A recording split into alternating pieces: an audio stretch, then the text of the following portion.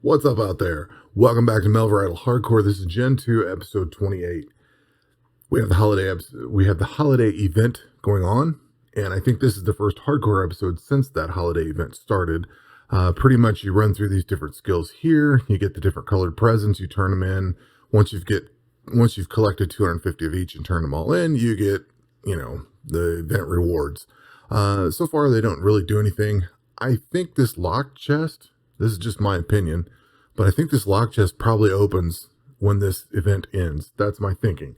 Whether it does or not, I don't know. We'll find out. But that seems to be logical because I think it says something about, I do not think I can just yet. So it sounds like it might unlock at some point. I don't know if there's going to be anything fancy in it or not, or if it's just like if you go to the wiki page, it shows there's a key. Maybe the key pops out and that's the end of it. I don't know. But from what I gather, or what I think is going on, if you do these particular skills, you're going to get these particular presents, and these presents only have mastery tokens for those skills.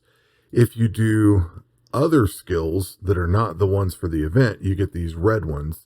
Let's get rid of some stuff here, clear up some space real quick here so I don't run out. But then you get this standard Christmas present, which this gives you either gingerbread men or the peppermint things, or they give you random mastery tokens, and those are the ones that I've been working towards.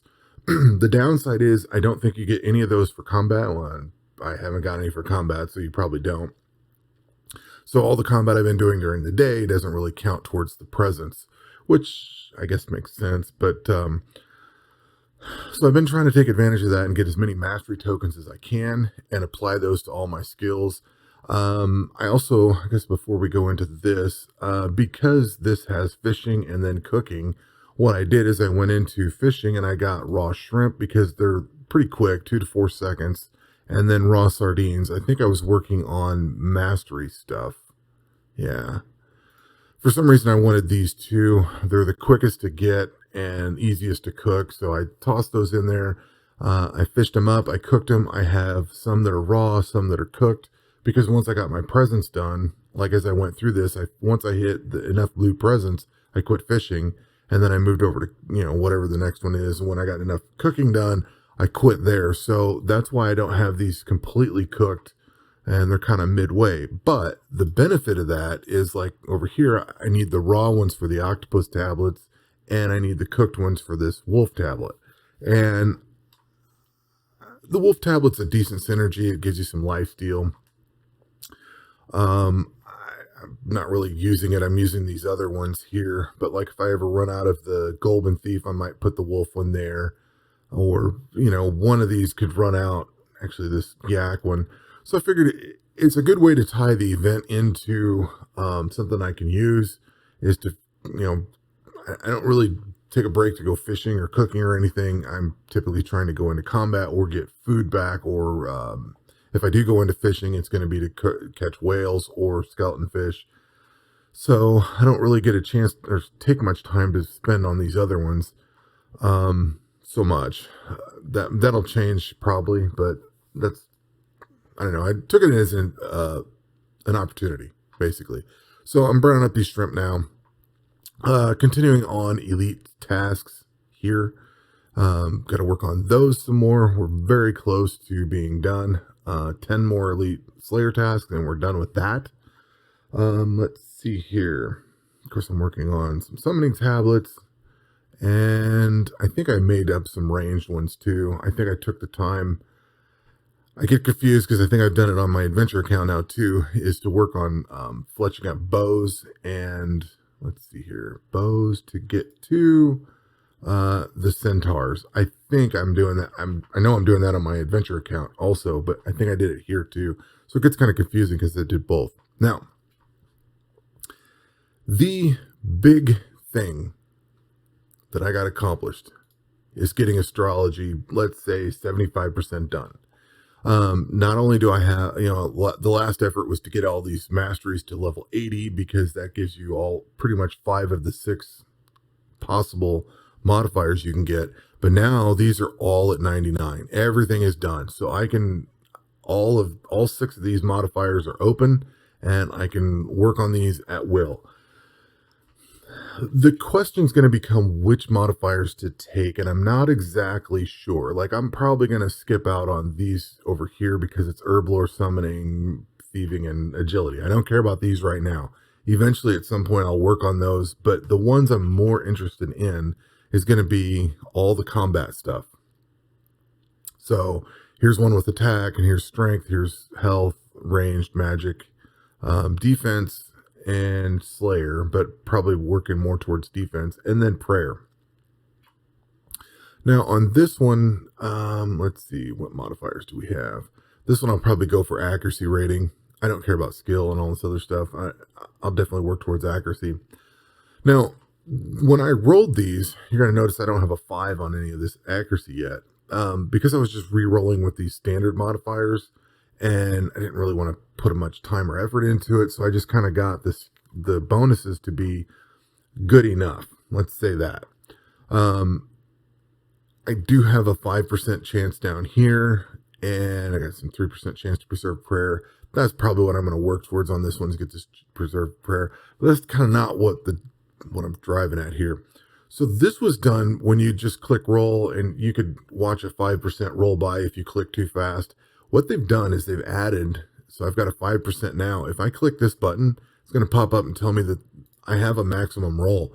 So this is actually kind of cool. You can just keep clicking on that until you see that message pop up, and then look at what it gave you, and then you can click on it and keep, skip over it if you want. That saves you having to spend the 15s. So now that I have 5 here, I'm going to have to, get these up to the other 5% or whatever. So that's going to take some additional rolling.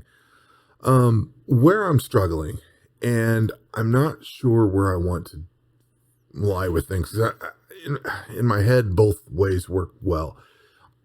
I'm thinking about accuracy versus hidden levels, and where I'm basically going with that is all of the attack, strength, ranged, magic, and defense. All of these offer you a choice.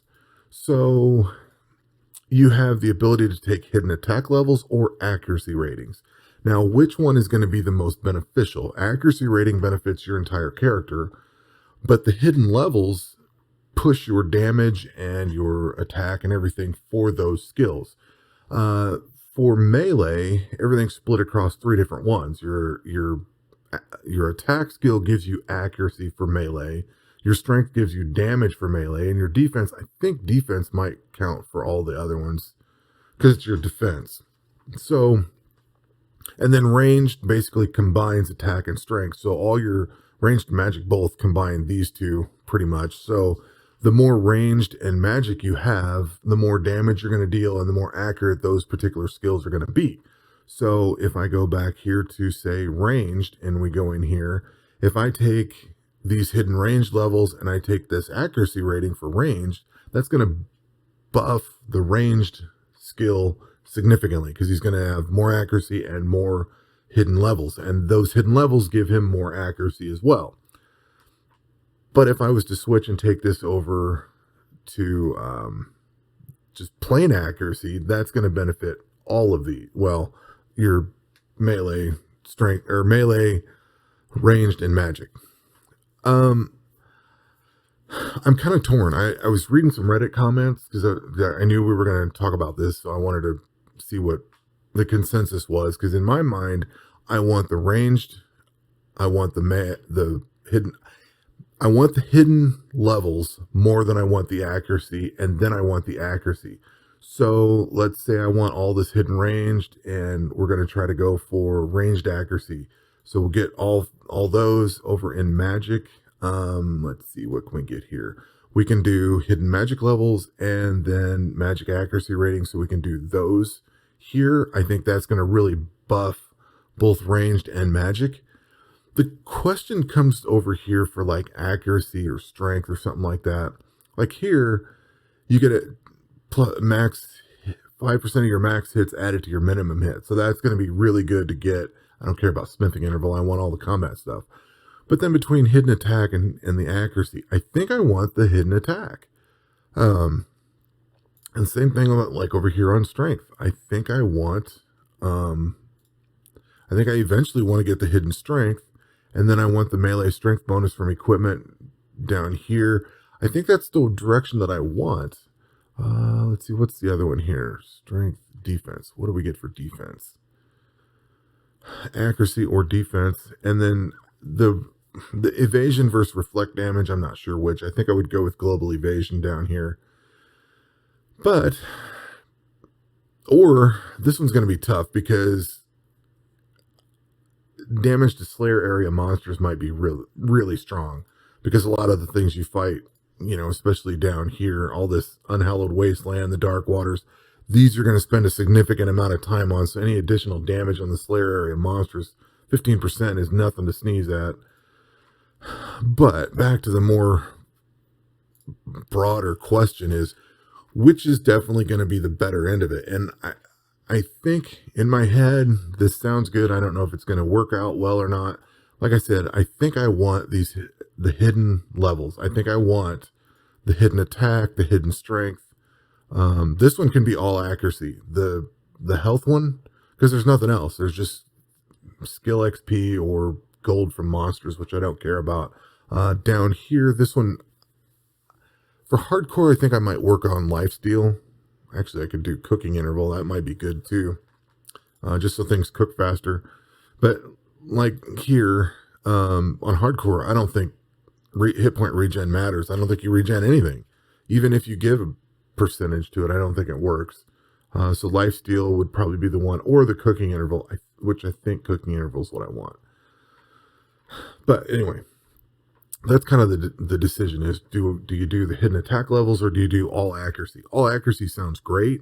In fact, here's the modifiers that I have. I have 49% accuracy, and I have 11 hidden ranged, 5 hidden magic, 7 hidden defense.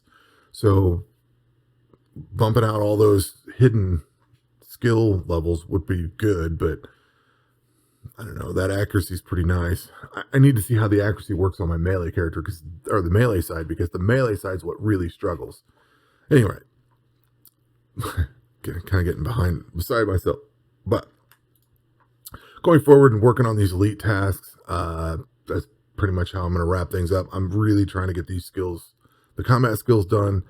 The debate will rage on which side to do the astrology. I will probably spend some time with my other accounts and see what I think on those first. But this definitely, I need to work on certain aspects of this one. I don't have as much sand as I want, so I may, like this, I only have 944 golden, so I may really work on Slayer areas on this one. I don't know, we'll see. I don't know. To be determined. That will do it for this episode. We will catch you on the next one. Take care.